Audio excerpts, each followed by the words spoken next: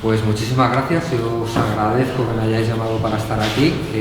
Era un poco complicado como orientar, he pensado que me resultaba complicado como orientar la intervención, porque al fin y al cabo no se trata tanto de dar una vuelta a cómo está el anarcosindicalismo ahora, en el sentido de que aquí está no sé quién, aquí está no sé cuantitos, sino un poco de pensar cómo podríamos organizarlo, cómo podríamos meternos en una dinámica de renovación sindical que permita que podamos insertar mucho mejor el anarcosindicalismo en el mundo laboral del Estado español, y por lo tanto creo que sería mucho más interesante orientarlo de esa manera. Primero vamos a hablar de renovación sindical y luego quizá un poco de la alternativa del anarcosindicalismo como alternativa de conjunto. Y entonces, para que no sea esto un rollo de que solo yo hable y sea una cosa absolutamente unidireccional, he preparado una cosa que a lo mejor vuelve locos y locas a la gente que está con las cámaras, pero que puede tener un cierto tironcillo momentáneo, por lo menos, ¿no? Que es lo siguiente: tenemos ahí la tecnología consumidora de combustibles fósiles y todas estas cosas que hablábamos en la sesión anterior, pero yo he traído otra tecnología, también de alto nivel, traída de Washington directamente, que puede salir, o de Silicon Valley, que puede servir para que hagamos un poquito de recapitulación de todo esto, ¿no? Entonces, se trata de pensar en el anarcosindicalismo actual. Yo tampoco hablo gallego, lo siento, o sea que os voy a hablar en castellano, pero se trata de pensar esto, y entonces yo creo que lo primero que podemos plantearnos es que desde dónde lo pensamos, desde qué punto de coyuntura, desde qué situación, desde qué momento. Entonces, compañera, por favor, cuéntanos quién eres, cómo lo ves, que trabajas. A ver, eu son Isabel, teño unha pensión de incapacidade permanente para a profesión habitual, eu era abogada, non estou en ningún sindicato, simpatizo co anarquismo, pero estou organizada noutro tipo de forzas que se presentan as eleccións, estou aquí para escoitar e para aprender. ¿Y cómo ves el mundo laboral? Así en general. O mundo laboral moi duro. El mundo sindical, el mundo laboral moi duro. Sí, mesmo cando eu estive aos inicios da miña vida laboral explotada laboralmente, pero nun despacho no que estaba moi cómoda a nivel persoal, despois entrei no departamento xurídico do Banco Popular e para mí foi horrible, a pesar de que ali estive ben pagada. Pero bueno, foi a miña experiencia. ¿Y la acción sindical? Eu non me sindiquei máis que na UGT, ali estaba, ainda que eu co UGT non tiña nada que ver políticamente, porque ali a sindicación estaba mal vista, polo menos no meu departamento, non digo no banco en xeral. Pero non fun a ningunha asamblea e non é a miña matriz ideolóxica, vamos. Quédate con el hilo y pásaselo a quien quieras. Cuéntanos, ¿cómo lo ves? Espero no cortar cabezas, vale, bien. Boas, eu son Guille, fixe na carrera de enxeñería, agora estou a dar clases.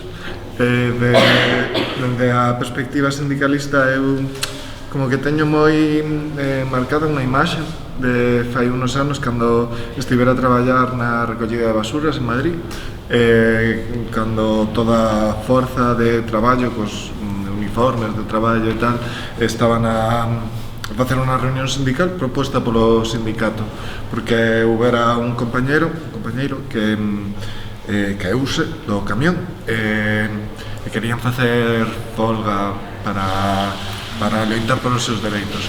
Pero era moi curioso porque a maior parte dos traballadores non querían facer a folga. Era unha especie de trampa do sindicato, de amiguismo, porque o traballador que caíu verdadeiramente era enchufado de outro compañeiro e non traballaba ben. Entón, ese contraste entre a idea do sindicalismo para axudar aos traballadores e o que vivín nese momento fora paradójico e impactante.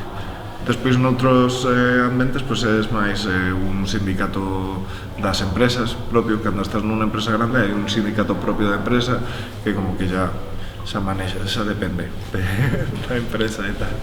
Vale, pasa. Venga. Digo yo. Bueno, eu son Lili, son abogada nunha ONG de refugiados. Bueno, a miña postura no anarcosindicalismo é que quero aprender, non estou moi familiarizada, entón é o que veño. Pero el mundo sindical, el mundo laboral, como lo ves? O mundo laboral como vexo? El mundo sindical. Sindical, vale. A verdade é que en todos os traballos que tiven ata agora nunca me sindiquei, porque non é unha práctica coa que este familiarizada e coa que vexa que os compañeiros fan aquí en España, ao menos.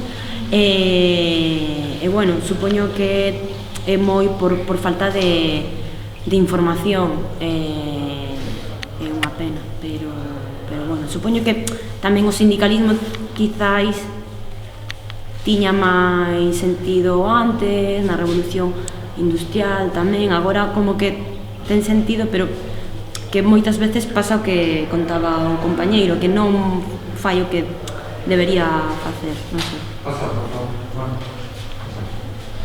Déjalo un momento y ahora seguimos. Pues bueno, yo creo que es una visión conjunta que solemos tener, que además está bastante generalizada, la de que el mundo sindical ya no tiene mucho sentido, de que el trabajo en sí se camina por otros derroteros.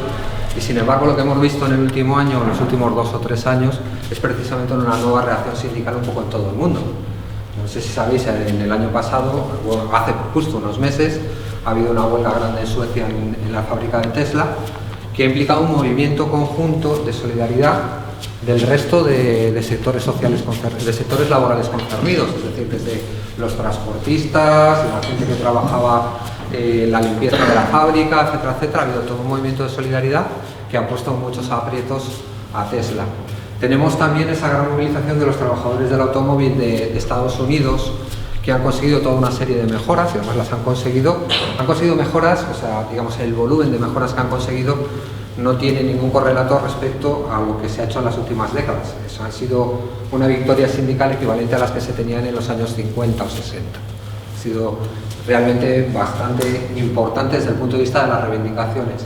El año pasado se produjo en Gran Bretaña lo que llamaron el nuevo invierno del descontento, con toda una serie de movilizaciones en la sanidad, en la educación pública, en los servicios sociales, etcétera, etcétera, que han sido también los movimientos laborales más fuertes o huelguísticos más fuertes desde los años 60 o 70.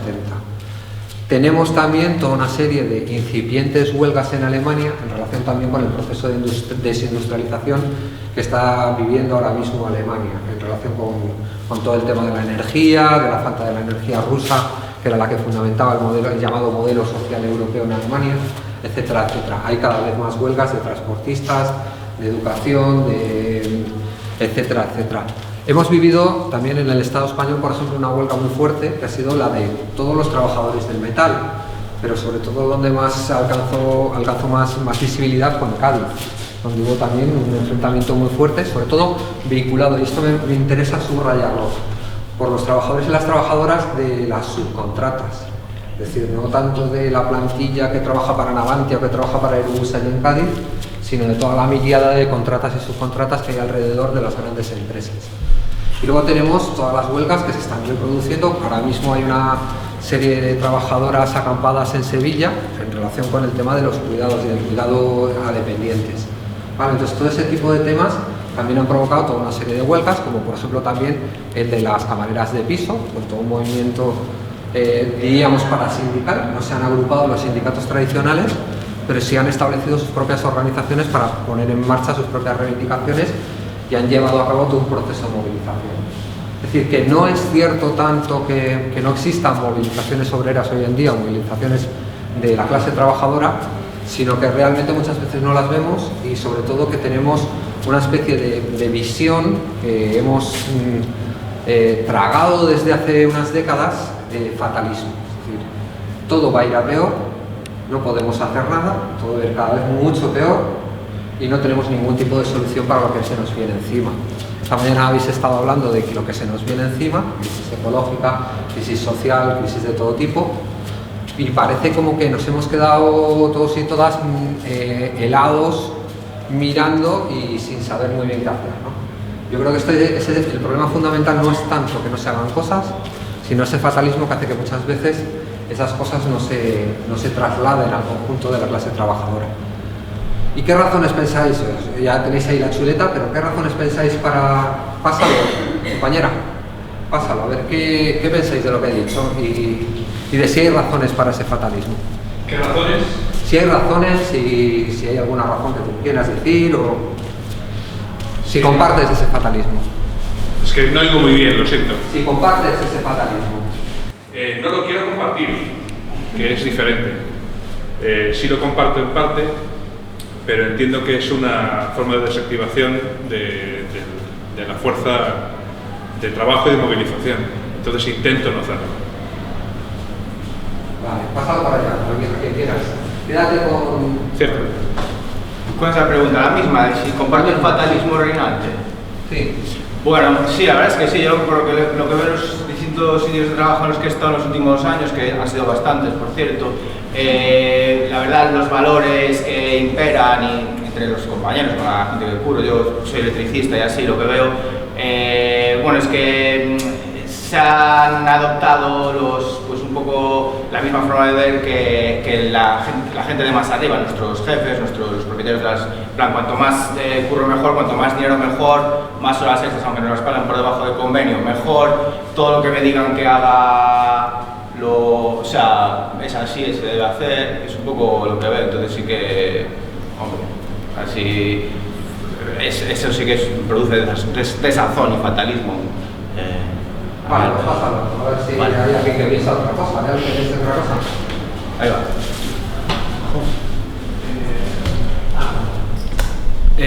Bueno, xusto estou nun punto no que estou como acabando de estudiar un relativo, pero non entrei no mundo laboral, pero sí que o que vexo é que en cuanto ao sindicalismo e ao narcosindicalismo, eu tamén que pongo aí un pouco fragmentación sindical e un problema grande de pouca confianza de unha solución real aos... O sea, en parte sí que hai unha función dun sindicato que sea algo momentáneo de solucionar pois unha permanencia nun posto de traballo e demais, pero creo que unhas cousas importantes que lle faltaría, e no meu caso cando busco, pois estou buscando traballo e na miña posición de buscar un sindicato que me poida pois axudar a sobrevivir nese posto de traballo, tamén busco que teña algo, unha proxección un pouco máis alá simplemente de que eu siga estando nun posto de traballo, senón que teña unha proxección dunha línea política, que teña un algo máis que me parece que, polo menos a mí non me chega dende os sindicatos que máis que coñezo ou que sexa, senón como que se queda todo nesa ambiente máis laboral e non hai como un discurso como había en outros momentos históricos ou que sexa, que tampouco quero recurrir sempre ao 36 e sus cosas, pero que, non sei, como que me falta esa a forza que motiva a existencia dese sindicato aparte do laboral. Claro, o sea, digamos que de lo que venimos, en cierta manera, es una derrota de la clase trabajadora que se expresó en los años 70, sobre todo 70-80, con la emergencia del neoliberalismo y con todas las dinámicas de destrucción y descomposición de la clase trabajadora, tanto desde el punto de vista, podríamos decir, sociológico, productivo, como desde el propio punto de vista ideológico. Es decir, también se produjo la derrota de los grandes proyectos de transformación social que ya estaban muy pervertidos anteriormente, es decir, ya estaban muy tocados, pero que digamos que esa derrota, como por ejemplo la caída del muro de Berlín, implicaba precisamente esa asunción ya pública, masiva, de que ese proyecto no llevaba a ninguna parte, ¿no? Pues yo creo que hay toda una serie de dinámicas que tienen mucho que ver con todo ese proceso de derrota desde los años 70 más o menos, que van desde lo laboral a lo propiamente social. Y tenemos, por ejemplo, en el marco de lo laboral, la expansión de la flexibilidad, que está muy relacionada precisamente con todo el tema de la transformación productiva, de ese viejo mundo fordista en que lo importante era producir lo más posible para generar economías de escala y por lo tanto tener costes muy bajos a nivel unitario y poder venderle un coche a cada uno de mis trabajadores, eso decía Ford en su momento. Eso se transforma porque se llega a un mercado absolutamente saturado, ya hay muchos más coches que personas, y entonces ahora lo que se trata precisamente de capacidad productiva suficiente y de lo que se trata es de venderlos. Y por lo tanto lo que tenemos son distintos modelos y una transformación de la fábrica o del sistema productivo en su conjunto, que hace que ya no se trate tanto de producir lo máximo posible, sino de producir elementos individualizables, el deportivo, el familiar, la furgoneta, etcétera, etcétera, etcétera. Eso implica una modificación de todo el sistema productivo. Y implica primero que voy a necesitar a determinada gente para momentos concretos y por lo tanto voy a empezar a generar esos contratos temporales que provocan una dualidad del mercado de trabajo, y se instala esa idea de la flexibilidad. Cuanta más flexibilidad le demos a los empresarios para que, digamos, manipulen a su gusto, más gente contratará. Entonces se instala esa idea a nivel social y tenemos ese mercado donde rápidamente expulsamos y cogemos mano de obra en relación con el tema de la temporalidad. Pero también la subcontratación, es decir, todo ese proceso productivo donde antes teníamos una gran fábrica en la que trabajaban tanto los trabajadores de la línea como las limpiadoras, como las personas que hacen la seguridad, como los que llevan el mantenimiento de la maquinaria, todos esos estaban amparados por el mismo convenio y por lo tanto que tenían oficios distintos y posiciones y categorías distintas en el convenio, sin embargo peleaban conjuntamente en el marco de la lucha por las condiciones de trabajo. Todo eso se descompone aceleradamente. Es decir, lo que tenemos ya es que las limpiadoras están subcontratadas, están en una empresa subcontratada, que a su vez muchas de ellas están en una empresa de trabajo temporal, ni siquiera están con la empresa subcontratada, que a su vez además son migrantes y por lo tanto también tienen más dificultades para hacer frente común con el resto de la plantilla, etcétera, etcétera, etcétera. La subcontratación, la tercerización, que parece una cosa muy gris, muy aburrida, sin embargo es uno de los elementos fundamentales que han desarrollado los laboratorios gerenciales precisamente porque son laboratorios, o sea, hay gente que se dedica específicamente a pensar estas cosas y muy bien pagada, por cierto. Entonces, son cosas que han desarrollado precisamente para fragmentar, para disolver toda posibilidad de que la clase trabajadora pueda hacer un frente común. Yo os puedo contar historias absolutamente delirantes de trabajadores que están trabajando, pues eso, en el metal de Cádiz, con subcontratas, y que van al centro de trabajo donde está la contrata, ni siquiera la empresa principal, donde está la contrata, y que no les dejan utilizar los cuartos de baño. Imaginaos ese tipo de dinámicas que generan la fragmentación de la fuerza de trabajo, generan diferencias cada vez más acusadas entre unos, otros, el subcontratado, la que está con la ETT, etcétera, etcétera, etcétera. Y además se difuminan o se extienden lo que se llaman las zonas grises del mercado de trabajo, las zonas de frontera, entre lo que está dentro y regulado por el derecho del trabajo y lo que está fuera regulado por otro tipo de cosas o incluso absolutamente desregulado. ¿De qué os estoy hablando? Por ejemplo, de los llamados riders, de todo lo que son las llamadas plataformas colaborativas. Antes de que se pusiera eso de moda, ya estaba eso puesto en marcha. Los llamados falsos autónomos, es decir, yo tengo, por ejemplo, esa persona que llevaba el mantenimiento de la fábrica, que estaba dentro del convenio de la fábrica, pues ahora le digo que se dé de alta como autónomo. Él es su propio jefe, es un emprendedor, es maravilloso. Claro, pero al mismo tiempo tiene una situación de absoluta subordinación a la cadena de valor para la que está trabajando. Por muy autónomo que sea, está trabajando para él. Yo os puedo contar también, por ejemplo, soy profe de formación profesional y durante una temporada en Vallecas pues daba a ciclos formativos de imagen personal. Pues, las chicas de estética, que eran chicas al 100%, iban a los centros de belleza. ¿Y cómo les contrataban en los centros de belleza? Como autónomas. Eran todas autónomas. Entonces, ¿cómo es que eran autónomas y tenían que estar allí todo el horario si no podían decidir si trabajaban ese día o no trabajaban ese día? Pues es que era la manera perfecta de no tener que darles vacaciones, de no tener que garantizarles un salario mínimo, etcétera, etcétera, etcétera. Todo eso son las zonas grises. Y hay una zona gris que está en plena expansión y que pues muchas de vosotras y muchos de vosotros la habéis vivido y la vais a seguir viviendo durante mucho tiempo, que es el trabajo-formación. El trabajo-formación, las prácticas maravillosas. Y esto lo hizo un profesor de FP.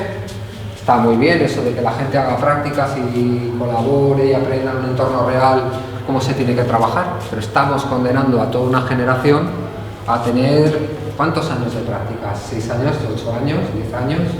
La gente que hace una FP, luego otra FP, que hace las prácticas de la FP, luego las de la universidad, siempre, por supuesto, en una situación de unos derechos laborales cercenados y absolutamente limitados, porque cuando se está haciendo esas prácticas, cuando se está de becario o de becaria, no se tiene acceso a esos derechos laborales. Y además se les mantiene también lejos del mundo sindical, por supuesto, también, porque no están trabajando, están aprendiendo, etcétera, etcétera, etcétera. Todas estas dinámicas han generado una situación de precariedad creciente en el seno de la clase trabajadora. Sueldos que hacen que se haya multiplicado lo que en Estados Unidos llaman los working poors, es decir, la gente que aun teniendo un trabajo no sale de la pobreza. Porque una cosa es que la viejo entre comillas, la vieja promesa del modelo social europeo era que el trabajo era un elemento de ciudadanía. Si tú trabajabas, ibas a tener derecho a acceso a toda una serie de derechos, a una jubilación, a una situación, digamos, no precaria, etcétera, etcétera, etcétera.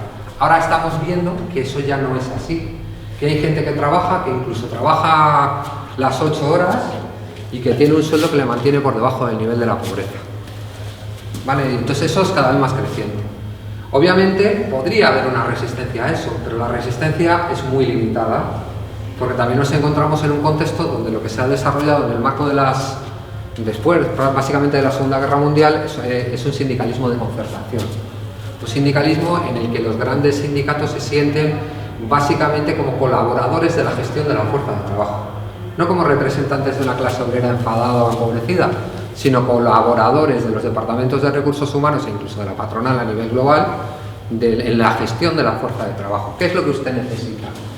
¿Necesita que en estos momentos pues vengan más migrantes y necesita que los jóvenes, por ejemplo, trabajen con las prácticas? Pues nosotros se lo vamos a dar. Todo ese tipo de cosas se las vamos a dar.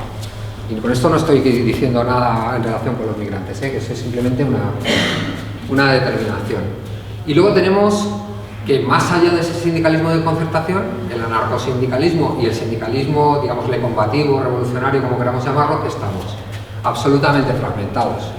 Estamos divididos, enfrentados, incapaces de hacer fuerza conjuntamente, estamos insertados en una parte del tejido productivo, incluso una parte importante, pero no tenemos capacidad de moverlo. Es decir, tenemos gente, en Madrid tenemos gente en el metro, en los autobuses, en los trenes de cercanías. Oye, ¿tendríamos capacidad de hacer algo? Pues no lo hacemos. Es decir, no realmente tenemos capacidad, o sea, no desplegamos esa capacidad realmente.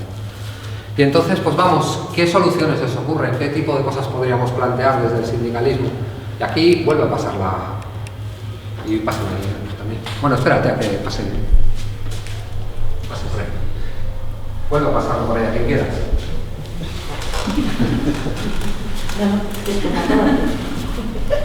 Vale. A pregunta é a que podemos facer? Uf, eso é moi difícil, eu esa non a podo respostar neste momento. Por eso, yo tampouco, por eso pido ideas. Eu veño de estar sindicada en 2 sindicatos, un por intereses profesionais, porque traballaba para comisións obreiras, para unha fundación de comisións, e vi a necesidade de sindicarme onde estaba traballando, fui delegada sindical, e comisións fíxonos un ERE, no que se me dixo que se eu asinaba ese ERE, despedían a 24 dos 50 compañeiros e compañeiras, que eu quedaba libre e se me respetaba o meu posto de traballo. Como eu non fui capaz de asinar eso, pois acabei na rúa. De aí pasei a outro sindicato, a CUT, na que estive hasta fai 2 meses, pero que entendín que deixaron de respetar os dereitos das traballadoras, da traballadora que ali estaba, e o propio sindicato pois fixo algo que eu non igual que non asinei un ERE, tampouco vou a manterme afiliada nese sindicato. Que podemos facer? Non o sei, cando ves dos movimentos sociais como Stop Desafiuzamentos, no que levo colaborando tamén 10 anos, ti que non tes problemas de desafizamento, a mí non me van a desahuciar, loitas ao lado das familias, aprendes, tal, e as familias resolven o tema e desaparecen, pois nestes momentos é que non son a alegría de la huerta yo, como para... Tira para allá. Cal é a pregunta? Que podemos hacer? Que hacer?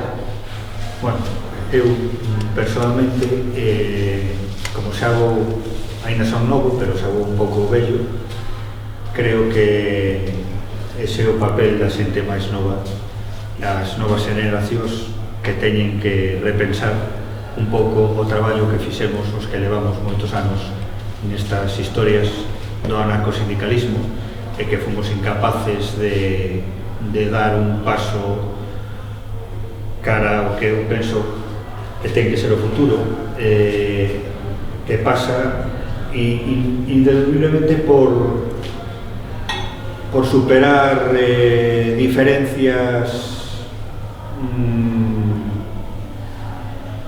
que nos separan, cando no fundamental debíamos estar absolutamente todos de acordo no traballo sindical.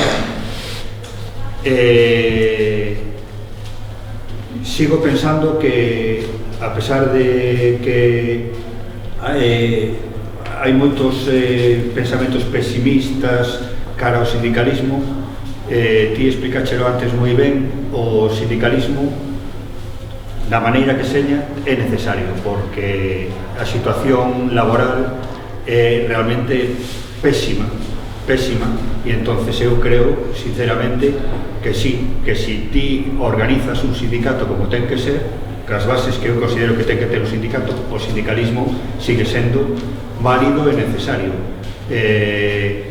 Realmente o que sobran son outro tipo de experimentos para min, é dicir, experimentos de tipo político, de tipo, esta vez vamos a ser diferentes, vamos a tomar as institucións, vamos a facer isto desta outra maneira. Para min eso sí que é dar pasos para experimentos que fracasaron, e entonces eu creo que o sindicalismo sí pode cubrir absolutamente, si é un sindicalismo como penso de loita, todos esos falsos espacios cubertos polo mundo político.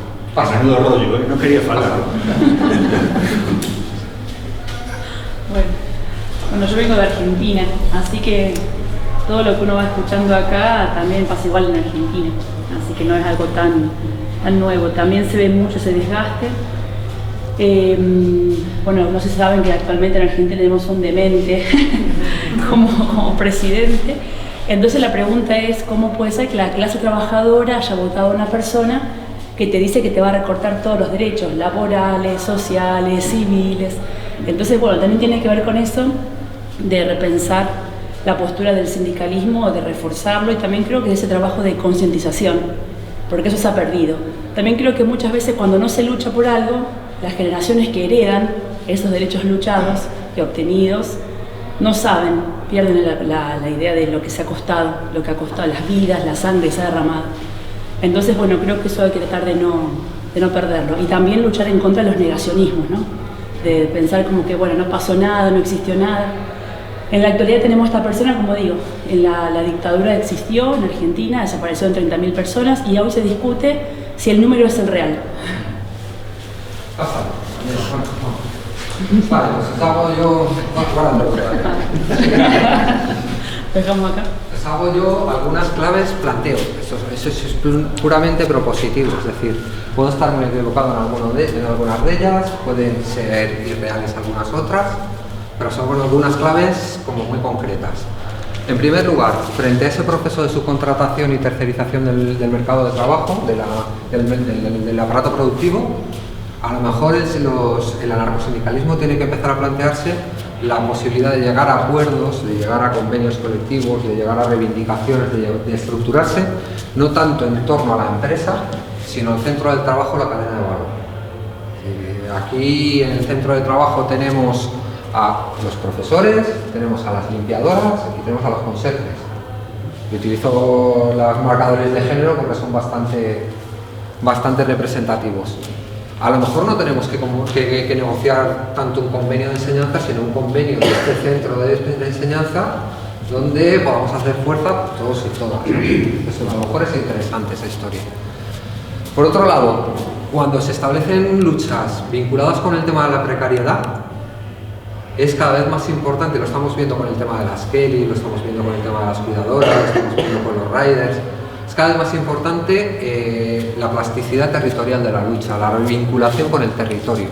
Es decir, son sectores que como no tienen fuerza en el centro de trabajo, no son sectores donde hay una fábrica con miles de personas, es cada vez más difícil organizar a esa gente.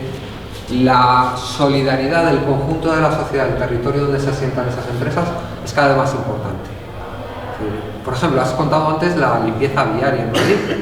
Hubo una huelga muy fuerte de limpieza viaria poco después del 15M y esa huelga tuvo también su repercusión y además la ganaron los trabajadores de la limpieza viaria de Madrid, también muy en relación con la solidaridad que representaban los propios barrios, que incluso viendo que todo aquello se ensuciaba, estaban en ese momento de efervescencia por el 15M dispuestos a solidarizarse con toda esa lucha obrera, ¿no?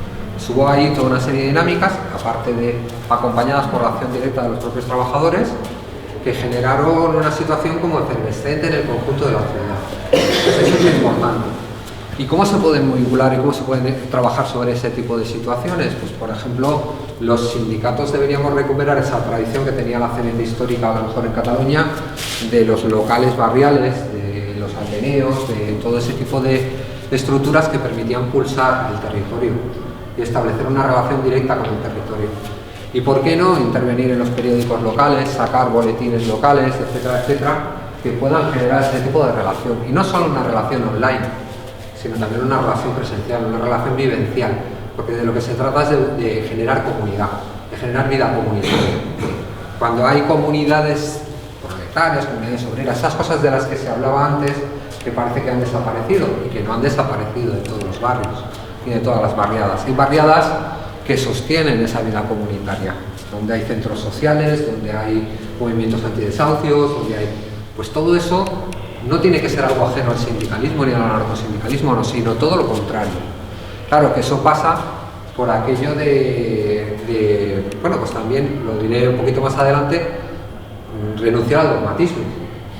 No se trata de que la gente piense como nosotros, a lo mejor somos nosotros y nosotras los que tenemos que empezar a escuchar a la gente y ver qué es lo que tiene que decir, ¿no? Atención a las nuevas tecnologías, porque por ahí nos van a venir un montón de palos en el futuro. Estamos en unas circunstancias en las que el desarrollo de la inteligencia artificial va a impactar sobre muchísimos puestos de trabajo. Actores y actrices. Se puede hoy en día, se está planteando la posibilidad de que a lo mejor se les grabe la voz y luego con una grabación de su voz pues realizar ya productos posteriormente sin su intervención personal. Pero esto en muchísimos sectores. Todo el tema del Big Data, del control de los datos, de los trabajadores y las trabajadoras. Cómo los trabajadores estamos siendo impulsados a participar en la productividad de la empresa. Incluso hay una vertiente del marketing que llaman el marketing del empleado. El marketing del empleado consiste en que el empleado hable bien de la empresa en las redes sociales. Pero hable bien de la empresa en las redes sociales quiere decir que, claro, obviamente para la empresa es muchísimo más importante que alguien que se supone que podría hablar mal de ella, hable bien de ella en las redes sociales. Por lo tanto, el impulso se lo favorezco, se lo exijo en un tercer momento, muy probablemente. Luego, yo no sé si estáis en unas circunstancias como las que estamos la mayor parte de los trabajadores, por ejemplo, en la enseñanza en Madrid. La desconexión digital, ¿qué es eso? Es un derecho que aparece en el reglamento de protección de datos, que es el supuesto derecho a que tenemos los trabajadores y trabajadoras a que no nos molesten fuera del horario de trabajo con comunicaciones por parte de la empresa. Bueno, pues yo tengo ahí 7 u 8 grupos de WhatsApp de mi instituto y están todos los días a todas horas. Fines de semana, 12 de la noche, la hora que sea. Eso es constante. Es constante y eso pone en cuestión algunas de las grandes conquistas históricas del movimiento obrero. Es decir, eso de que la jornada es de 8 horas, pues veremos si es de 8 horas y yo me tengo que conectar. Y echa la ley, echa la trampa. La ley dice, tienes ese derecho, pero al mismo tiempo ese derecho queda vinculado, o sea, no se concreta de ninguna manera y la concreción se deja a los convenios colectivos. estamos en una situación de debilidad de las representaciones sindicales, de sindicalismo de concertación, y en esa situación los sindicatos no pegan o no consiguen que cuando se concreta ese derecho se concrete realmente. Por ejemplo, se plantea por parte de las empresas normalmente que ellos te pueden mandar todos los mensajes que quieran y tú solo tienes que responder a los urgentes. Eso es como está quedando en la mayor parte de los convenios. ¿Qué significa eso? Pues que eres tú quien decide cuáles son urgentes o no son urgentes. Te largan a ti la responsabilidad y acabas respondiendo a todos, ¿no? Es decir, que al final echa la ley, echa la trampa, y en estas cuestiones relativas a las tecnologías, teletrabajo. ¿Hay alguien aquí que teletrabaje? Pásale a... que nos cuenten un poco del teletrabajo. Que cuente mi experiencia. Sí. A ver, la mía es bastante personal. Yo sinceramente agradezco el teletrabajo porque me permite no hacer nada si quiero no hacer nada. Pero igual luego en otro momento tengo que recuperarlo fuera del horario laboral, o sea que al final es un poco tramposo. Pero yo personalmente no me desagrada del todo. Vale, pasa ahí detrás. A ver, como paso de traballo como técnico no ensino superior, si temos períodos de teletraballo coincidindo con peche de centros.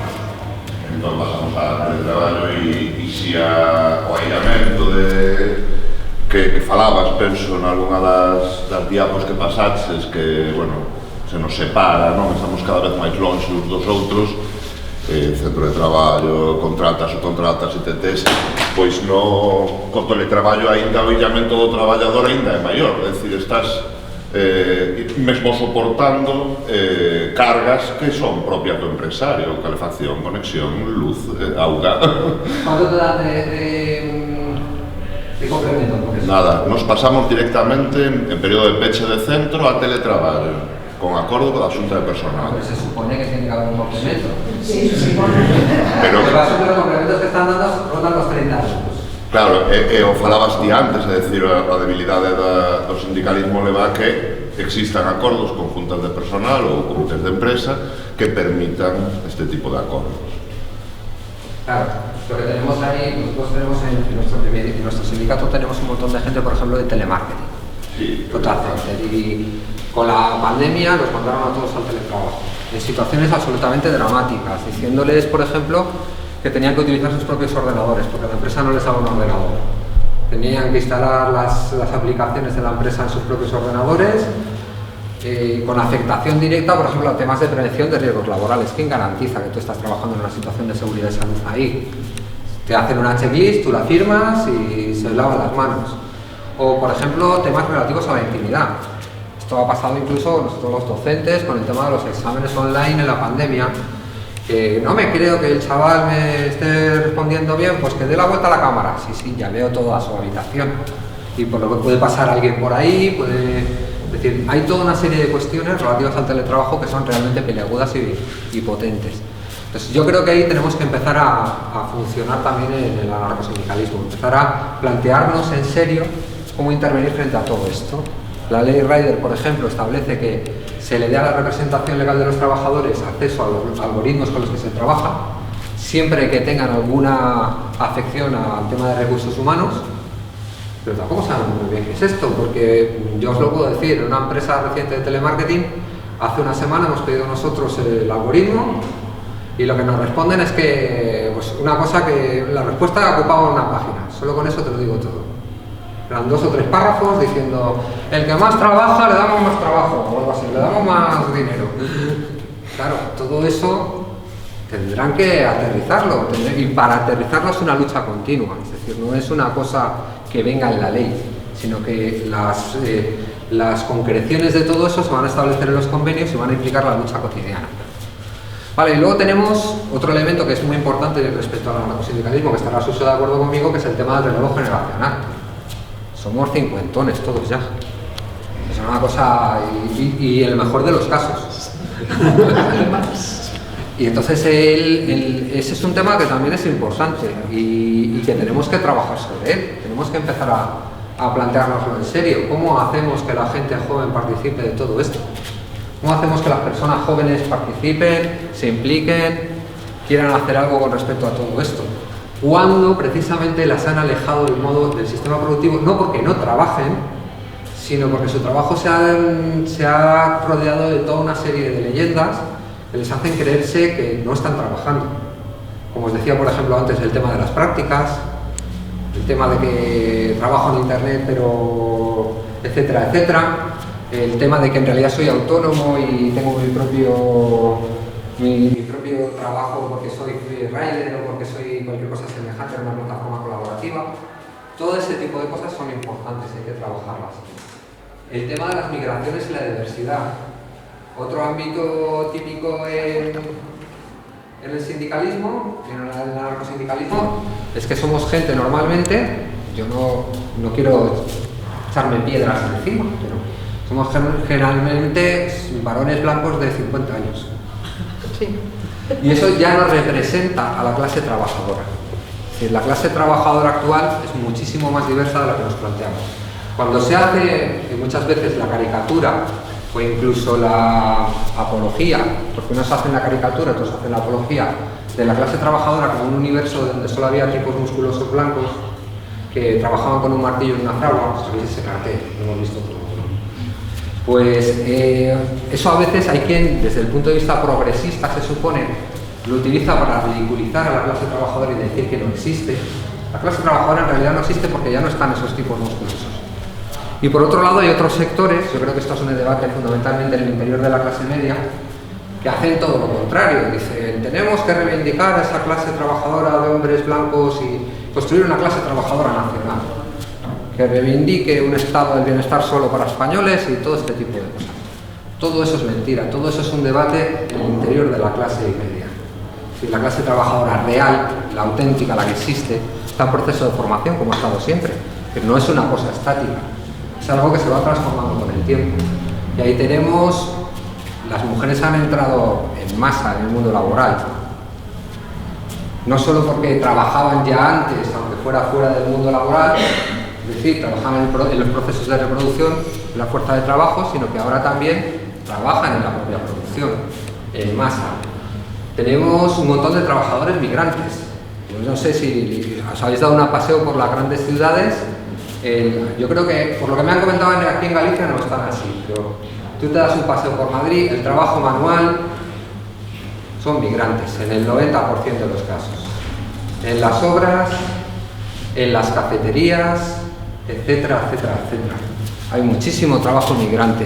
Hay toda una diversidad que no había antes, pero una diversidad que además se fundamenta o se profundiza por dos vías distintas. Tanto la vía laboral, que os decía antes, hemos traído un montón de fuerza de trabajo de fuera que está trabajando y que además se supone que nos va a pagar las pensiones y todas estas cosas, como por la propia vía cultural.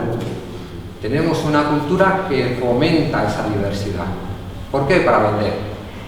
Es decir, lo que tenemos como el universo de las redes sociales es un universo donde se crean burbujas y donde todos estamos en burbujas diferenciadas y aisladas, en las que básicamente lo que hacemos es relacionarnos con los que somos, relacionarnos fundamentalmente con los que son como nosotros. Eso provoca fenómenos de aislamiento y provoca una diferenciación entre los distintos subgrupos humanos muy grande. Por lo que comemos, por cómo nos vestimos, por la música que escuchamos, por todo un montón de cosas que el sistema está utilizando de cierta manera. Por un lado son creativas y son buenas, pero por otro lado las está utilizando también para vender productos diferenciados en un mercado absolutamente sobresaturado. Es decir, yo lo que quiero es tener una burbuja de consumidores que me compren solo a mí. ¿Vale?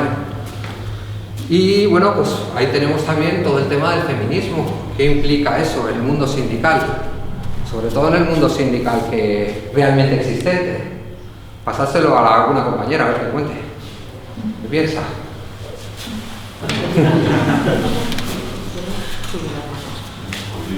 ¿Cómo era la pregunta? ¿Cómo ves el mundo sindical a nivel y la relación del mundo sindical con el feminismo? Bueno, es complicado. ¿Es complicado? Complicado. Complicado en el sindicalismo ya, en las empresas es complicado. y el feminismo dentro del sindicato también. ¿Por qué? ¿A qué te refieres con que es complicado? Bueno, yo solo tengo una experiencia que es, bueno, en un museo, yo soy de Valladolid, no puedo hablar galego, voy a hablar, bueno, fui delegada, pero bueno, apoyé a que saliera una delegada, la prosindicalista de CGT, no me miréis mal, por Dios. Y bueno, era muy complicado porque la gente no quería salir, era muy difícil. Y cuando conseguías que 4 vinieran, 8 no venían, cuando conseguías cualquier cosa, era muy complicado. Al final se consiguió, pero eso resta fuerza, ¿sabes? Pasa. No, pero que fuéramos todas mujeres no quiero que... Paso, ¿a dónde? Toma.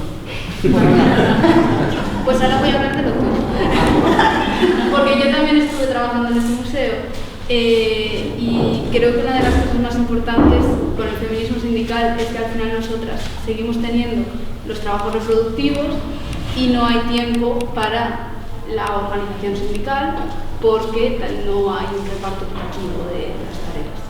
Y sin embargo, desde el sindicalismo masculino, por así decirlo, solo hay como ese trabajo, bueno, solo hay.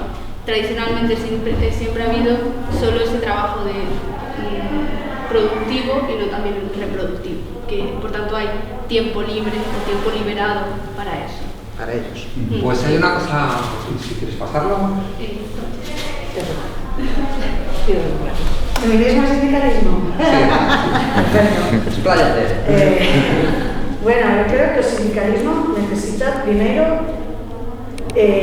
un cambio, por supuesto generacional y por supuesto femenino. Los sindicatos son señoros o mayores, piroles, como los queramos llamar. Muchas gracias. Y hacerles que sea un poco interesante para las mujeres poder participar de esos espacios. Es decir, entonces necesitamos, pero no es solo que necesitemos mujeres, sino cómo facemos as mulleres, como falamos os tempos que nos damos, o respetar os nosos tempos e os nosos espacios. E iso é algo que mayoritariamente o sindicalismo non escuta. E sobre todo as grandes traballadoras das subcontratas, las señoras de la limpieza, que nunca contan para ninguén. E non soy traballadora da limpieza, pero vou facer aquí unha proclama para as compañeras traballadoras das limpezas, que son normalmente por onde empezan sempre as subcontratas, son as grandes esquecidas, ninguén quere estar con elas, e os sindicatos as silencian. Parece que as limpiadoras son esa luta que non le importa a ninguén. Eu non sei quantos de aquí coñecedes a luta das compañeras de correos que levaban sin cobrar durante meses toda a parte norte do Estado español. Estuveron indo 3 meses á rúa, 3 meses saindo e en folga, sin cobrar. Abrieron algún telediario, los sindicatos partieron o peito. No, porque a quién le importa a las señoras de la limpieza? Señoras que trabajan 2, 3 horas, pero encima trabajos precarísimos, porque a verdade é que as mulleres seguimos tendo por riba traballos precarios, que é o que nos fai que nós teñamos que asumir a parte de cuidados. Entón, o verdadeiro sindicalismo fai que non sexa algo moi interesante para as mulleres o de participar dentro dos sindicatos, porque sempre parece que as nosas lutas son as últimas. Sin embargo, voy a dar un dato. El año pasado fue el primer año en la historia, se supone, en el que más horas de trabajo fueron realizadas por mujeres que por hombres. Hubo más mujeres en huelga durante más tiempo que hombres. Es decir, que el mundo laboral está cambiando aceleradamente. Quizá la estructura de nuestros sindicatos no. Quizá la representatividad de nuestros sindicatos no es ya la que era. Y en ese sentido hay que trabajar en ese camino, pero es una realidad, O sea, las mujeres hoy en día son mucho más reivindicativas incluso muchas veces que los hombres. Esto yo lo veo también en las clases. Hay que tenerlo presente. Vale, pues, y luego os digo, confluencia. Aquello de la fragmentación sindical, la confluencia del anarcosindicalismo. Esto es la ballena blanca de la que hemos hablado 200 veces. Bueno, pues se ha intentado, se intenta, se ha avanzado en ese camino. Yo creo que no estamos en las mismas posiciones, en la misma situación que se estaba en los años 90. Estamos en una situación en la que es mucho más fácil trabajar, en la que tenemos mucha más relación entre nosotros, pero al mismo tiempo seguimos teniendo muchos problemas. Seguimos teniendo muchos problemas que provienen de desconfianzas, de temores personales, de formas de trabajar distintas, de un montón de cosas, ¿no? ¿Cómo podríamos funcionar en ese camino? Yo creo que habría que empezar a plantearlo, ¿no? Pero además es que la confluencia tiene que ser para hacer algo. No basta simplemente que nos hagamos la foto como nos la hicimos el año pasado, algunos de vosotros y vosotras lo sabréis, sino que hace falta también que esa foto sirva para algo, sea el inicio de un camino de movilización, de acción y que se plasme en reivindicaciones concretas, en acciones concretas. Y entonces os digo, renunciar al fatalismo. Tengo el doble de presentación, pero creo que no va a dar tiempo, ¿no? Hemos hecho ya, nos ha adelantado la intervención de la gente, pero tendríamos eso, media hora más, 40 minutos. Vale. Renunciar al fatalismo, y aquí os digo, lo primero, la mejor manera de convencer a alguien, decía un general de los Estados Unidos, es con las orejas. Fíjate tú. Es decir, es escuchando. Y entonces, el problema que tenemos fundamental es que a toda esa gente se la ha invisibilizado. A la clase trabajadora hoy en día se la ha invisibilizado. Se funciona como si ya no existiese, los medios de comunicación, las instancias académicas, la representación política, ya no existe toda esa gente que trabaja. Existe únicamente una especie de clase media indiferenciada que es aspiracional, es decir, es un efecto. Como dice Manuel Rodríguez, que es un compañero de la Fundación de los Comunes, que lo ha estudiado en detalle, la clase media en nuestro país es un efecto, no es tanto una clase real. Dentro de la famosa clase media están desde la aristocracia obrera, a los trabajadores, a los jóvenes precarios universitarios, está los pequeños empresarios, está todo el mundo, parece ser, ¿no? Sin embargo, es un efecto, no es una clase en sí, no es una posición en el proceso de producción, sino que es un efecto que se ha producido en el despliegue de una serie de procesos desde la transición, que implican el desarrollo del estado del bienestar, que ha hecho que mucha gente trabajadora encontrara trabajos en el estado del bienestar, y un colchón también social para subsistir en el estado del bienestar, el despliegue de las credenciales académicas a partir de los 70, los hijos de los obreros iban a la universidad, conseguían unas credenciales académicas que les permitían desclasarse, empezar a trabajar como si fueran otra clase, como si fueran otro tipo de personas, porque tenían trabajos mejores con sueldos mejores.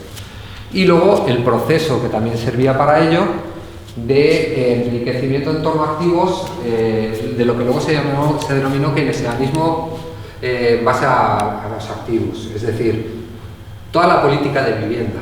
La política de vivienda en nuestro país, el hecho de que la vivienda en nuestro país seamos un país de propietarios, no es algo donde el sector del alquiler sea mucho menor, no es algo que, digamos, ha caído del cielo, es una política que puso en marcha un ministro falangista en el final del señor Arrese, al final del franquismo, que precisamente buscaba estabilizar a la clase obrera para tratar de evitar de que fuera contestataria, ¿no? Si esta gente son propietarios, se sentirán vinculados con el mundo de la propiedad y con las ideas relativas a la propiedad. Y además, en un proceso en el que los salarios han ido cayendo, las credenciales académicas han ido perdiendo intensidad, importancia, porque ya no te garantiza lo mismo tener una carrera universitaria, no te garantiza la misma vida. En el mundo en que también el estado del bienestar está acosado y degradándose, sin embargo, la propiedad de esos activos ha permitido que gran parte de la clase media siguiera manteniendo su nivel de consumo, o un nivel de consumo semejante, no el mismo, ¿no? Como con todas esas recurrentes burbujas inmobiliarias que se han producido en las últimas décadas en nuestro país, que no han sido tampoco casuales. Es que era la manera de echar el tema, era la manera de continuar la rueda. Es decir, continuar, que la gente dijera, bueno, cobro menos, mi hijo va a tener un trabajo peor, porque aunque tenga la misma carrera va a tener un trabajo peor, pero yo tengo un piso que se ha revalorizado y por lo tanto puedo pagar las vacaciones en Cancún. ¿Vale? Entonces, todo este tipo de cosas son las que han generado ese efecto clase media. Pero es un efecto, es decir, no es una realidad. Y lo que nos compete a nosotros es crear ese efecto clase trabajadora. Porque también ahí tenemos una pluralidad tremenda, lo he dicho antes, hay una gran pluralidad. El trabajador migrante de los servicios, la trabajadora de los cuidados, El trabajador de la administración pública, que puede ser fijo o puede ser temporal. El jornalero de Andalucía, que puede ser migrante o puede ser español. O sea, todos estos tienen una especie de caleidoscopio de situaciones sociales en las que hay una realidad común, que es que no tienen acceso a los medios de producción, o el acceso a los medios de producción está muy limitado y muy supeditado al funcionamiento de las cadenas de valor capitalistas, pero al mismo tiempo hay muchísima fragmentación, hay muchísimas diferencias. Ese caleidoscopio, como se ha sido invisibilizado, como no queremos verlo, como los intelectuales del régimen, por decirlo de alguna manera, no quieren verlo, no quieren estudiarlo, no quieren nombrarlo, no quieren que tenga autonomía propia, no quieren que piense por sí mismo, pues en ese proceso tenemos que, desde el anarcosindicalismo, cartografiarlo, detenernos a ver quiénes son, dónde están, qué piensan, qué hacen, cómo viven, cómo trabajan. Y a eso me refiero con escuchar. 3 cosas: escuchar, escuchar y escuchar. Escuchar a toda esa gente para ver cómo es su forma de vida, porque además es absolutamente fragmentaria, pero tiene un elemento común, es precisamente esa situación de creciente precariedad, creciente explotación, etcétera, etcétera, etcétera. Y luego aprendizaje y experimentación. No podemos darlo todo por sabido, tenemos que empezar a experimentar también en relación con lo que estamos haciendo y por lo tanto plantear cosas nuevas. Como os decía antes, ¿por qué no un convenio de cadena de valor, un convenio de centro de trabajo? ¿Por qué no empezar a plantear cosas distintas, ¿no? Es decir, que no sea la repetición maquinal de las estructuras de siempre. Y luego una cosa que también se nos ha olvidado, porque parece que en nuestra sociedad la pedagogía es una palabra maldita. Es decir, parece que hoy en día, como parece que, no sé, hay que ser espontáneos frente a la cámara y esas cosas en las redes sociales, la pedagogía, el proceso de aprender, el proceso de enseñar, el proceso de dialéctico que se establece ahí está casi invisibilizado también. El sindicalismo tiene mucho de pedagogía y la acción política tiene mucho de pedagogía o no es nada. Es decir, uno de los elementos fundamentales que se pueden plantear como una crítica fuerte a la izquierda institucional de nuestro país es que ha abandonado completamente la pedagogía. La pedagogía social, lo que se podía llamar anteriormente la línea de masas, es decir, en términos clásicos. Ya. Que el anarcosindicalismo también lo ha hecho, porque ha habido unas pullas. Ciertos sindicatos, pero sí. Entonces, es eso, o sea, la línea de masas de acercarse a la gente, insertarse entre los sectores sociales que están luchando, entre la gente que tiene problemas, ver qué es lo que pasa, participar de ahí, es decir, y porque la pedagogía al final, desde una perspectiva libertaria, no es tampoco la pedagogía directiva de decirle a la gente lo que tiene que hacer, sino que se basa en un concepto que planteaba Paulo Freire, por ejemplo, que es el de la dialogicidad. Esto en América Latina ha sido muy trabajado, todo el tema de la educación popular y demás, ¿no? Y la dialogicidad consiste básicamente en eso, en hablar con la gente, en dialogar, en ver cuáles son los problemas que realmente tienen. No tanto sacar el librito que tenemos del siglo XIX y ver si se ajusta o no a lo que pone ahí, ¿no? Y el objetivo fundamental de la acción sindical y de la acción política, y aquí conecto un poco con lo que decía Suso, quizá es ganar población. Como decía un economista libertario y es guerrillero también, tanto en Argentina como en Uruguay, que era Abraham Guillén, el objetivo de la lucha guerrillera, el objetivo de la acción política popular es ganar población, no es tomar posiciones. La guerra de posiciones de la que hablaba Íñigo Errejón y Pablo Iglesias es una guerra perdida porque el enemigo tiene más potencia de fuego. Y lo hemos visto, tienen más potencia de fuego siempre. Porque tienen el dinero, porque tienen el capital, porque tienen los medios de comunicación, porque tienen todo eso. Siempre van a tener más potencia de fuego. Si tú te estancas en una posición, te acaban la casa. Pues la cuestión es ganar población, ganar los corazones y las mentes de la gente, de la población real, de la gente real que está ahí. Que la gente quiera estar contigo, que la gente quiera funcionar en los sindicatos, que la gente entienda lo que le estás diciendo y además se sienta partícipe, el protagonismo popular. Vale, entonces esa es la línea fundamental. Y como decía también, para ello hay que partir del antidogmatismo. Es decir, no podemos creernos con toda la razón, bajo ningún concepto. Tenemos que entender que se trata de escuchar, como os decía antes. Se trata de escuchar y, por lo tanto, de construir nuevos pensamientos, de construir un nuevo discurso. sabiendo que, como también decía Abraham Guillén, las contradicciones, y esto también es algo que llama mucho la atención en el mundo posmoderno actual, no se resuelven cambiándole el nombre a las cosas. Las contradicciones se resuelven por la acción.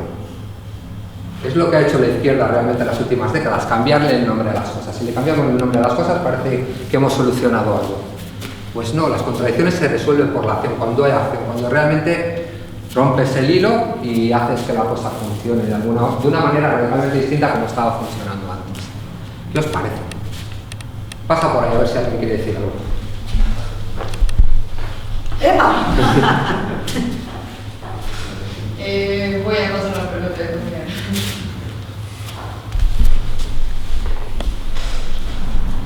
Bueno, me parece bastante acertado todo lo que he oído. No tengo gran cosa que añadir. Precisamente yo soy bastante partidario de la idea aquella de Marx, ¿no? De la lucha de clases es el motor de la historia, y en realidad es la acción lo que determina tanto la forma de pensar de la gente que participa, como después incluso la acción del enemigo de clase, ¿no? O sea, del contrario, del oponente. Es decir, que precisamente en un momento en el que parece que nos estancamos, que estamos a la defensiva, que vivimos una oleada reaccionaria, acabas de enseñar unos ejemplos de lucha sindical enorme, tremenda, ¿no? Sobre todo la de Estados Unidos, que yo también la estoy siguiendo de cerca, que me parece que es aquí, ¿no? Donde está la clave. O sea, la lucha sindical que arraiga o que coge matices de comunidad, de comunitaria, ¿no? O sea, aquí está el tema, ¿no? De cómo confluye lo laboral, que sale de los centros de trabajo y arraiga en la comunidad. Y ahí es donde tenemos que dar, porque es la clave. Para cambiar la sociedad, cambia la sociedad, no solo el mundo del trabajo, sino todo. Pasa por ahí, si alguien más quiere decir algo. ¿Queda alguien por ahí sin...? Yo creo que no queda prácticamente nadie.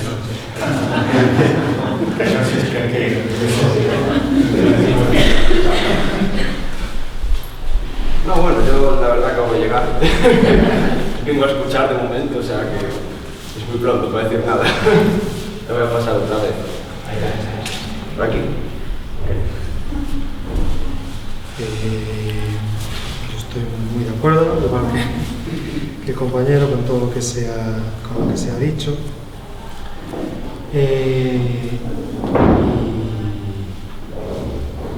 No sé, creo que no sé muy bien qué decir ahora mismo, pero vamos.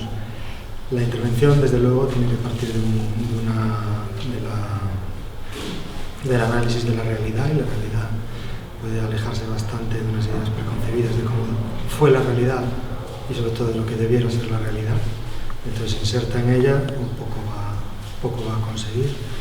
El mercado de trabajo evoluciona de la misma manera que evoluciona el capital, porque es uno de los factores de los que se nutre, la fuerza de trabajo, y por lo tanto tendrá que responder en función de ello. Quería decir antes una cosa, pero ahora se me ha olvidado. A lo mejor luego me acuerdo y lo puedo decir. Vale, pues dale.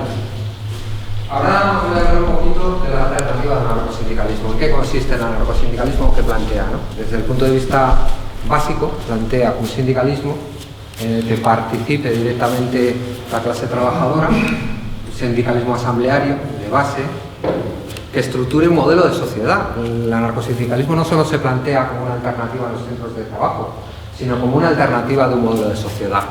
¿Y cómo construye ese modelo de sociedad? Esto ya es un poco, he venido a hablar de mi libro esta parte, intentaré ser corto, ¿no? Pero lo que se estructura, lo que aparece en el interior del movimiento anarcosindicalista y del sindicalismo revolucionario a finales del siglo XIX y principios del XX, es todo un proceso por el que se genera lo que tanto Maxime Deroy como el propio Proudhon y Joseph Proudhon van a llamar el derecho proletario. El derecho proletario quiere decir, o lo que quiere decir Proudhon con esto, que es el señor con barbas de ahí, Lo que quiere decir Proudhon con esto es que los trabajadores en el seno de sus sindicatos establecen una normatividad distinta, alternativa, una estructura de derecho distinta. Frente al derecho tradicional, que es el derecho burgués, que tiene su origen en el derecho romano, toda esa tradición positivista del derecho romano en la que es el legislador el que establece la ley y son los súbditos los que tienen que cumplirla, y en el que además la ley se estructura de tal manera que sirve fundamentalmente para favorecer el intercambio de bienes en el marco del mercado, es decir, es el mundo de la mercancía el que está relacionado con el derecho. Hay un jurista soviético que se llama Pasukanis, Eugeni Pasukanis, que habla precisamente de eso, de cómo el derecho estructural, el derecho burgués, el derecho que conocemos, es básicamente la superestructura que permite regular en un momento determinado todo el proceso de intercambio de las mercancías. Todo está construido en torno al concepto de mercancía y al concepto de su intercambio en el mercado.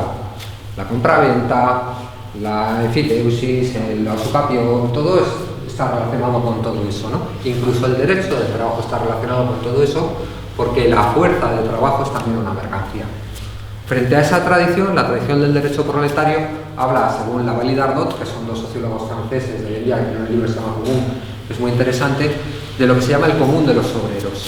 Esa estructura de vida en común que se establece en el sindicato y que se plantea como ejemplo, como modelo de la vida posterior, de la sociedad posterior al capitalismo. En ese común de los obreros se establece en base a toda una serie de normas, de costumbres, de formas de funcionamiento comunes que aparecen que solidifican en los estatutos y que se debaten y discuten en los congresos de la organización. Ahí hay todo un aprendizaje, todo un debate, todo un trabajo sobre cómo nos queremos organizar y sobre todo cómo queremos convivir. Tanto desde el punto de vista de las normas escritas, de lo que queda escrito en los estatutos, como incluso también desde el punto de vista de las propias costumbres, de lo que no está escrito. Yo tengo un abuelo anarcosindicalista en sus tiempos y una de las cosas que contaba era que en la CNT de su tiempo, en la sección en la que él estaba, lo primero que se discutía era el tema de las cuentas. Eso no viene en los estatutos, pero es una costumbre inveterada de a lo mejor una sección sindical o a lo mejor de una organización más amplia en la que se plantea eso como una necesidad de control de las personas que están manejando el dinero. Es decir, es una necesidad democrática, es una estructuración democrática.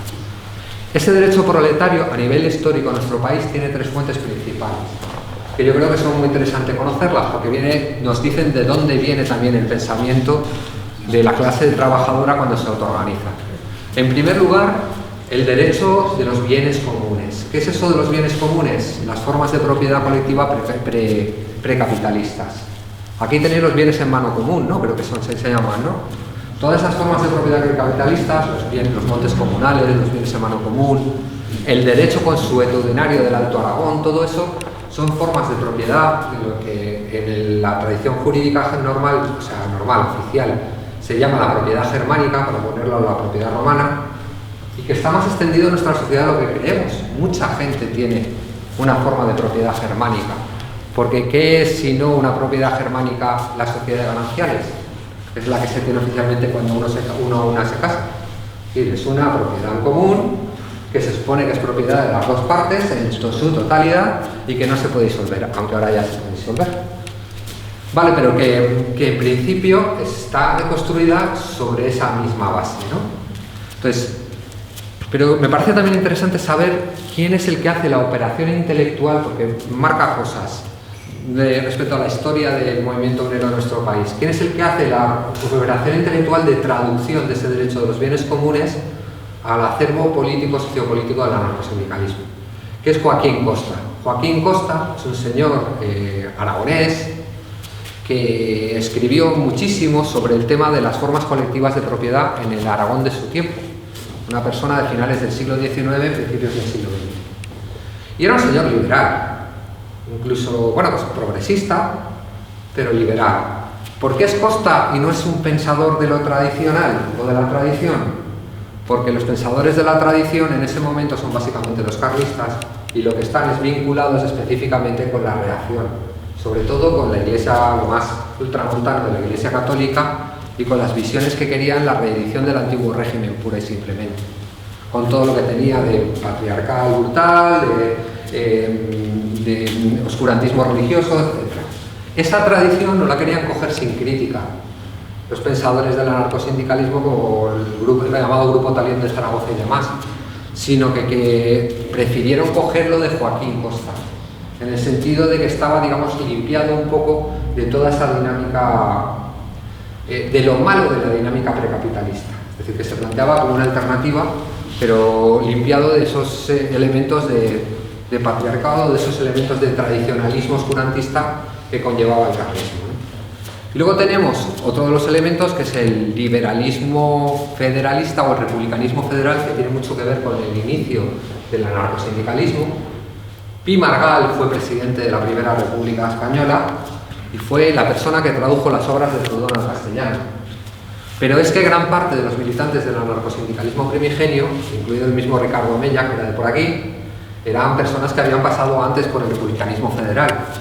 Ese republicanismo federal que tenía una componente popular y socializante muy fuerte. Era un movimiento republicano, en ese sentido era un movimiento burgués, pero que tenía una componente muy popular y además muy partidaria de la socialización, de los experimentos de cooperativismo, de todo este tipo de cosas. De ahí se coge también esa visión de un cierto individualismo, ¿no? De la autonomía, del contrato y la federación, del pacto. El pacto federal, que estructura la convivencia de los pueblos de la península ibérica, eso es lo que plantea el republicanismo federal, pero que también se lleva a lo individual, es decir, construimos nuestra organización como un pacto. Y al construir nuestra organización como un pacto, reivindicamos una tradición específica, filosófica, que viene de la filosofía mediterránea antigua, de decir, al fin y al cabo queremos al mismo tiempo lo que es imposible, pero lo que queremos afirmar, que es que exista una comunidad fuerte con derechos individuales. Es decir, que con estar al mismo tiempo la individualidad, la libertad del individuo, su capacidad de autonomía, con la existencia de una comunidad fuerte. Podemos plantearnos si eso es una utopía o no, pero lo cierto es que la utopía que plantea el republicanismo federal y luego el movimiento libertario. ¿Y cómo lo plantea? ¿En base a qué? Al principio de federación. Es decir, la alianza que se establece libremente, una alianza, Pi Margall hablaba del federalismo sinalagmático. El federalismo sinalagmático quiere decir, tú y yo nos ponemos de acuerdo y cualquiera de nosotros puede decir que ya no está de acuerdo. Hay obligaciones por las dos partes y derechos por las dos partes. Por lo tanto, partimos de la base de que tenemos plena autonomía para pactar o no pactar. ¿Vale? Es decir, no es un federalismo impuesto, ni es un federalismo limitado. Y en ese sentido se trata de construir desde esa perspectiva, que será la que alimentará posteriormente las ideas socialistas del primer anarquismo. Proudhon, Maxime Leroy, que fue un pensador del sindicalismo revolucionario francés, que es el que escribió más sobre esto del derecho proletario, lo que plantean básicamente es ese pacto federal y esa existencia de individuos, pero en un contexto, frente al liberalismo, frente a las tesis liberales del individuo, como un homo economicus o como un hombre, como una persona, como un individuo aislado que toma sus decisiones en una especie de mundo ideal aislado de todos los demás, que es un poco lo que defiende Milley y demás, ¿no? Las tesis libertarias de Proudhon son todo lo contrario de las de Milley, no porque no hablen del individuo, sino porque hablan del individuo en su contexto, en su comunidad. Es decir, la comunidad es indisociable del individuo y por lo tanto la construcción de las estructuras de convivencia, que en ese marco son tanto las cooperativas como los sindicatos, como las estructuras del movimiento obrero, las mutualidades, se hace partiendo de esa base, que los individuos que entran ahí son personas libres y autónomas, pero que al mismo tiempo la comunidad es importante, porque eso se hace sobre la base de una comunidad preexistente, que son todas esas barriadas proletarias que existían, toda esa forma de vida comunitaria que provenía del mundo precapitalista y que se había trasladado también a las barriadas de nueva creación donde se estaban hacinando los trabajadores. Vale, entonces en ese sentido es como se estructura todo eso y además evoluciona. Evoluciona porque se va adaptando a las distintas modificaciones que se van produciendo en el modelo productivo. El modelo productivo se va produciendo en el marco del capitalismo. El modo de producción va produciendo una dinámica de concentración de los capitales. Los capitales se van concentrando, aparecen empresas cada vez más fuertes, de ámbito regional, de ámbito nacional, se coaligan y alían las empresas del sector del metal para poder hacer frente a los sindicatos, etcétera, etcétera.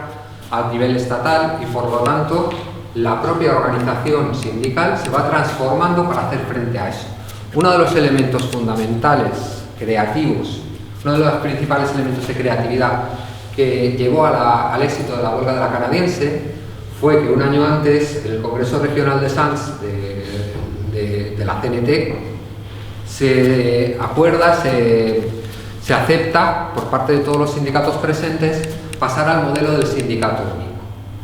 ¿Qué es lo que había anteriormente? Sindicatos por oficio, por franja, es decir, al fin y al cabo teníamos un sindicato de caldereros, un sindicato de los jalateros, un sindicato de tal. ¿Qué es lo que hacen? Unificarse en un sindicato del metal. Esa es la idea del sindicato único. ¿Qué implica eso? Que pueden intercambiar información, que pueden tener un conocimiento mucho mejor de cuáles son las fuerzas del empresariado en ese sector y al mismo tiempo que se pueden organizar mejor también para establecer una huelga a un nivel mucho más amplio y mucho más grande, ¿no? Para hacer frente al empresariado a ese nivel. El segundo gran salto organizativo que no llegó a producirse de todo, solo se llegó a producir en un contexto radicalmente distinto, donde ya no significaba lo mismo, son las federaciones de industria. Es decir, si tenemos un sindicato del metal aquí en La Coruña y otro sindicato del metal en Madrid, será bueno para hacer frente a la patronal del metal a nivel estatal que generemos una organización, un organismo que permita federar e intercambiar información y hacer frente conjuntamente del metal a nivel de todo el Estado. Esa es la Federación de Industria, la Federación del Metal del sindicato. Claro, esto se plantea, pero se aprueba, de hecho, se aprueba en el Congreso de la Comedia, pero no se llega a implementar del todo antes de la Guerra Civil por distintas cuestiones que, si queréis, luego lo hablamos, ¿no? Y luego, por último, cuando se llega a la Revolución Libertaria, en el marco de la Guerra Civil, cuando se realiza todo el proceso de colectivización en Cataluña, en Aragón, en el Levante, incluso en Madrid, etc., hay que tener presente que hablamos mucho de las colectividades, pero la idea fundamental no era la colectivización. La colectivización es un primer paso para la idea fundamental que era la socialización. Es decir, una cosa es la colectivizar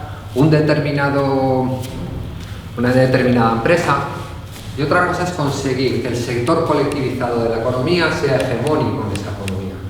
Para eso hay que federar y hay que articular las distintas experiencias.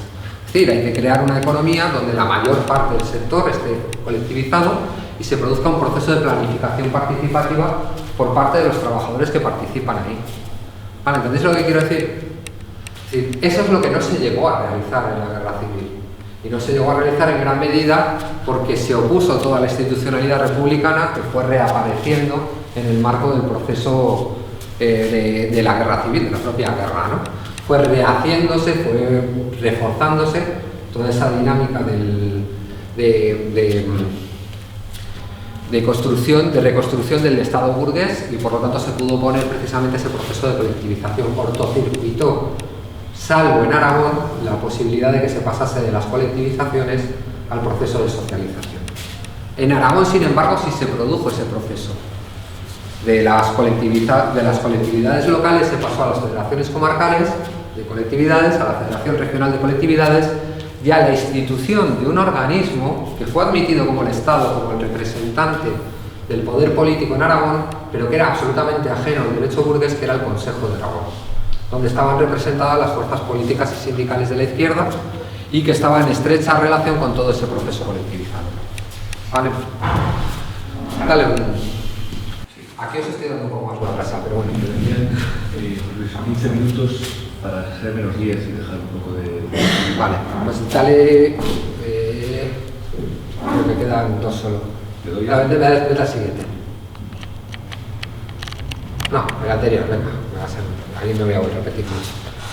Entonces, ¿qué podemos plantear con respecto al anarcosindicalismo y el derecho? Os decía, esa contraposición entre el derecho proletario, esa propuesta de convivencia de los trabajadores cuando construyen sus propias organizaciones, y el derecho tradicional, esa visión que traemos del derecho romano, en la que el Estado es el legislador y el que construye las normas que afectan a los súbditos. En primer lugar, la propuesta, esto lo dice incluso Pasukanis, que es un señor que fue stalinista hasta que Stalin lo fusiló, pero lo dice el mismo, la propuesta fundamental del socialismo es la abolición de la propiedad y por lo tanto la abolición del Estado. ¿Vale? Si él dice el derecho tradicional, el derecho burgués está relacionado con el intercambio de mercancías y por lo tanto el núcleo fundamental del derecho tradicional es el derecho de propiedad, lo que estamos hablando es de la abolición de la propiedad y por lo tanto de la abolición del derecho. Del derecho tal y como lo hemos entendido hasta ahora. Pero claro, ¿qué alternativas hay a ese derecho? Pues precisamente a la convivencia en base a una serie de principios que son los que ha firmado el derecho proletario. Como os decía antes, esa relación entre el individuo y la comunidad. El individuo está relacionado con la idea de la libertad, el contrato, la federación, ya hemos hablado un poquito de eso. Y el individuo y la comunidad se estructuran en el marco del comunismo libertario, es decir, de la socialización de los medios de producción.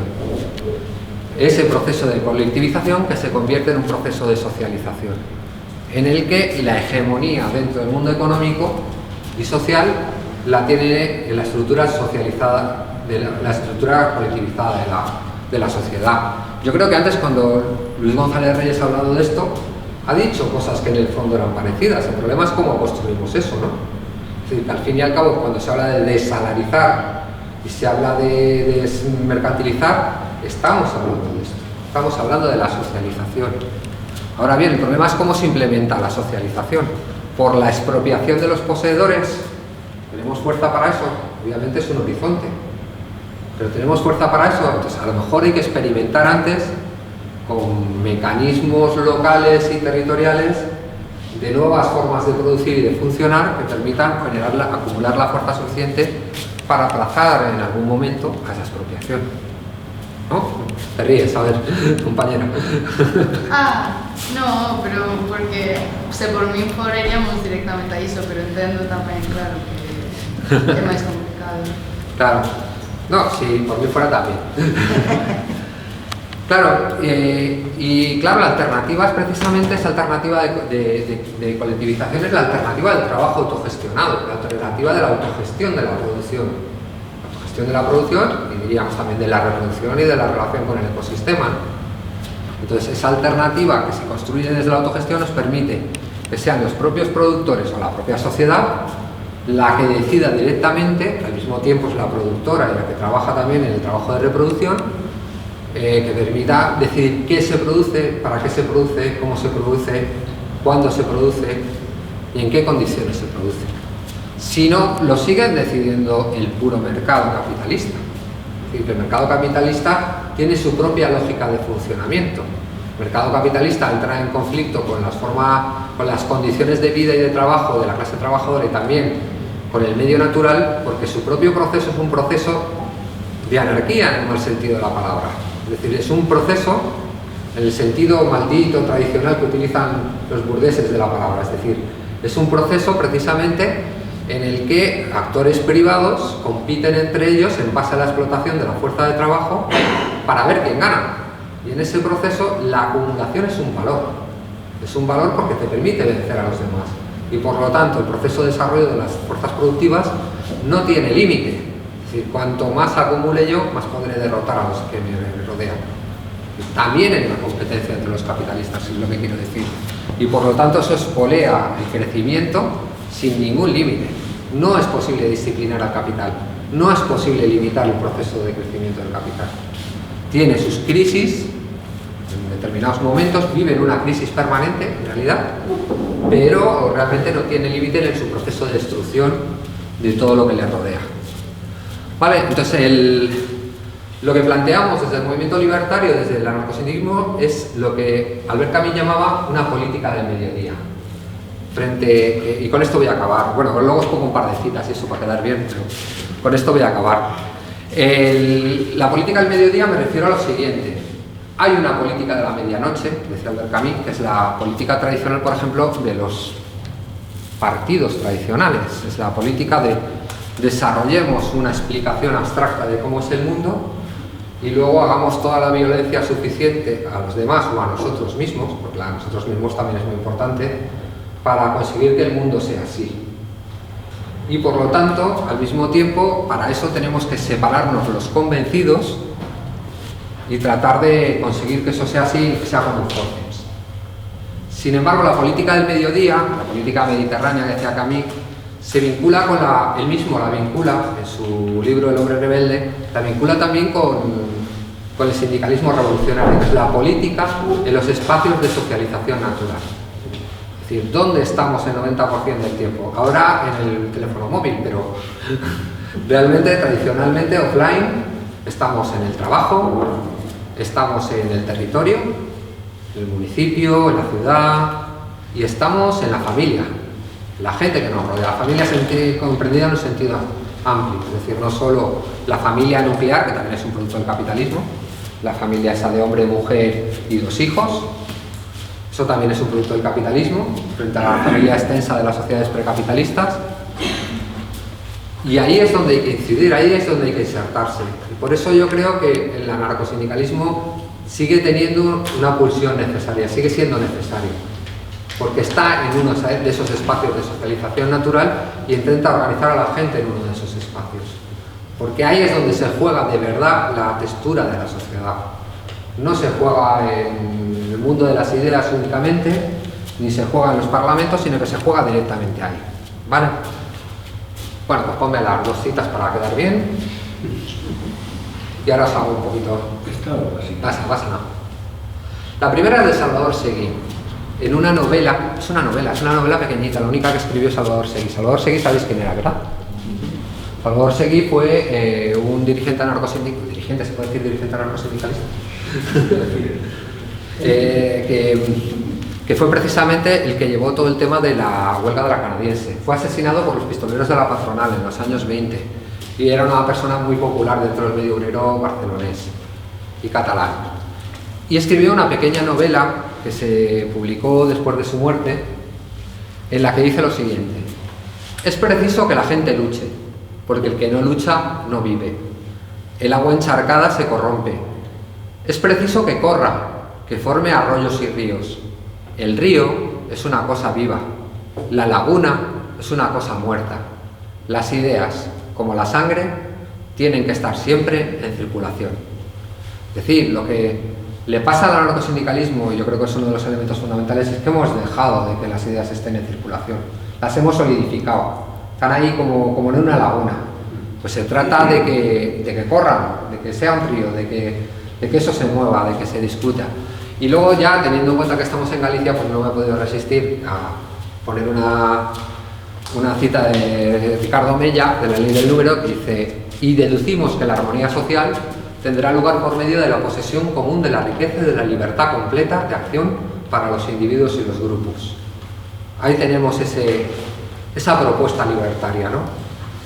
Derechos para los individuos al mismo tiempo que una comunidad fuerte. ¿Es eso posible? Es por lo que apostamos. Y por lo tanto es lo que queremos vivificar con nuestra energía, con nuestro sudor, con nuestro trabajo, con nuestra creatividad y con nuestro amor, al fin y al cabo. Vale, pues muchas gracias.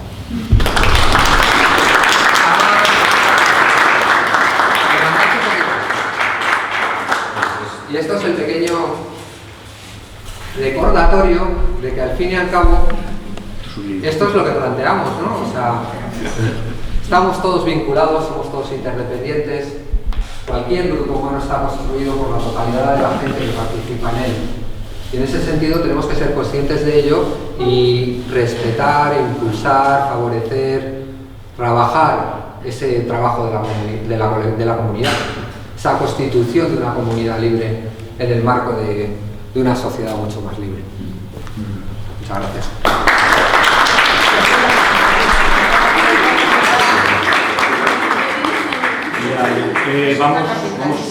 Aún quedan unos minutos por si alguien quiere realizar algún tipo de intervención, pregunta, consulta, pero muy breve, Javi, muy breve, porque después vamos a continuar con otra sesión en que estos temas tamén van a seguir no centro do debate, para poder ter o descanso que estábamos a falar ao principio, despois de casi 2 horas de sesión, pues eso, muy breve y tiramos para adiante. Antes que me quede claro, pero vamos, lo que quería decir, que básicamente lo que habéis dicho, que siempre ha sido así, además. O sea, a veces yo pienso que si puedo hablar con ecologismo, É que a xente maior. Que como cuando se dice a veces, o sea, cuando tú partes de la práctica, primero es creativa, incluso hasta para cosas que pueden parecer tan dadas de sí como el derecho, como bien acabas de explicar, pero siempre es desde la práctica y desde la realidad. Yo pienso en el tema de las migraciones, cuando se habla de cuestiones de identidad cultural y que son luchas culturales, y es una falsedad, ¿no? Es como hablamos de feminismo y no se hablaba de reproducción y ahora sí se habla, pero es que las luchas de personas que estuviesen racializadas partían de las luchas reales. Entonces yo creo que el sindicalismo siempre ha sido creativo porque ha partido, y pragmático, porque ha partido de la lucha concreta y real.